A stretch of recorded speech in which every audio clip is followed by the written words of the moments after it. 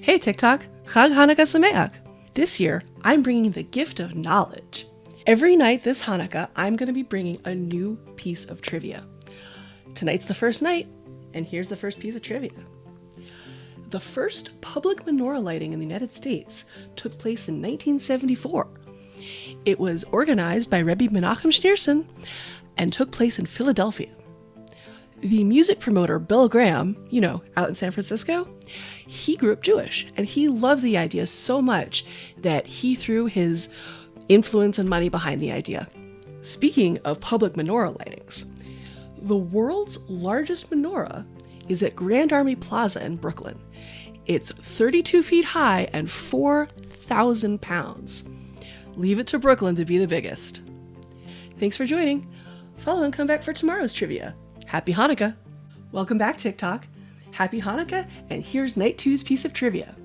Harry Truman was the first U.S. president to celebrate Hanukkah at the White House. In 1951, he received a menorah from then Israeli Prime Minister David Ben-Gurion. Thanks for joining. Come back tomorrow for night 3. Happy Hanukkah! Hello again, TikTok. Are you ready for night 4's piece of trivia? Let's go! Did you know dreidels in Israel have a different set of letters than in the rest of the world? It's true. In most of the world, the letters are Nun, Gimel, Hey, Shin, which stands for Nes Gadol Hayasham, or a great miracle happened there. In Israel, the letters are Nun, Gimel, Hey, Pei, which stands for Nes Gadol Hayapo, or a great miracle happened here. Thanks for tuning in, and come back tomorrow for night 5. Happy Hanukkah! Welcome back, TikTok. Here's night 3's piece of trivia. So, as we all know, Hanukkah exists because King Antiochus IV was flexing on the locals in Judea. The game of dreidel was created as a diversion for when his army would go around and check up on them. Were they praying? No. They were gambling with these 4-sided tops. No Jewish praying here. That's why we have the game of dreidel. Thanks for tuning in, and come back tomorrow for night 4's piece of trivia. Happy Hanukkah! Hello! Welcome back. Here's night 5's piece of trivia for you. One of the most important things about Hanukkah is its themes of perseverance and survival. As part of that, lit menorahs are usually placed in windows in areas of high visibility. The purpose of this is that the lights aren't just for the people who lit them, but for everyone around to see and remember the miracle of the oil that lasted for 8 nights. There's also, of course, the element of, we're still here! That's also important. In times of danger, such as, Europe before and during World War II, lit menorahs may be placed in areas that are not visible. This can be attributed to the rule called Pikuach Nefesh, which states that safety is more important than religious observance. Thanks for tuning in. Come back tomorrow night for night 6. Happy Hanukkah. Welcome to night 6. Ready for tonight's trivia? Let's go. Hanukkah is such a new holiday. How new is it? In the 1860s, a French Jew named Joseph Halvey visited Ethiopia. He then wrote about a Jewish community there known as Beta Israel. In the 1970s, Beta Israel officially contacted the rest of the world's Jewish community for the first time.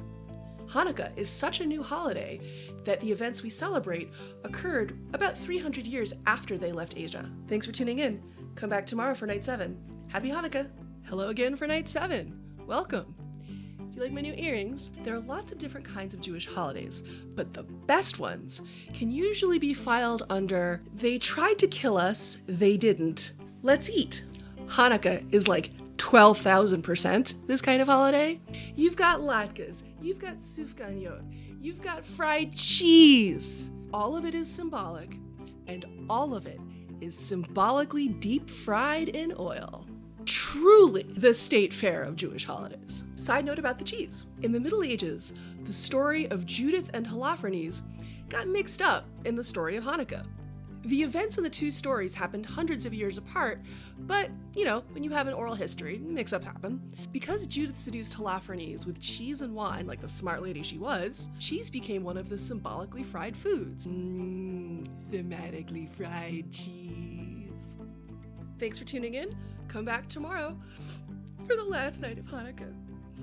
I'm gonna miss you guys, but I won't have to if you follow me here or over on YouTube. Happy Hanukkah. And so here we are on the last night.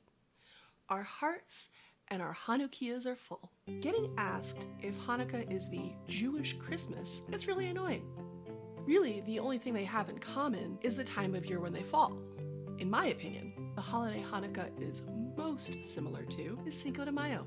No, wait, go with me on this one. Both holidays celebrate the local guerrilla fighters who defeat an invading army who greatly outnumbered them. Both holidays are relatively minor in their countries of origin, and both holidays later became really big deals in the US, mostly for reasons of sales and marketing.